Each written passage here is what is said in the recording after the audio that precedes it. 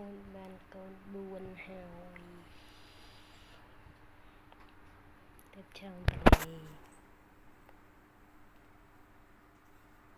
ban pi dục một ngày đặt con pi dục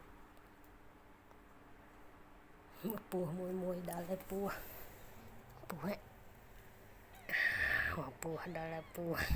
mày kia không mì á bùa thằng tre bùa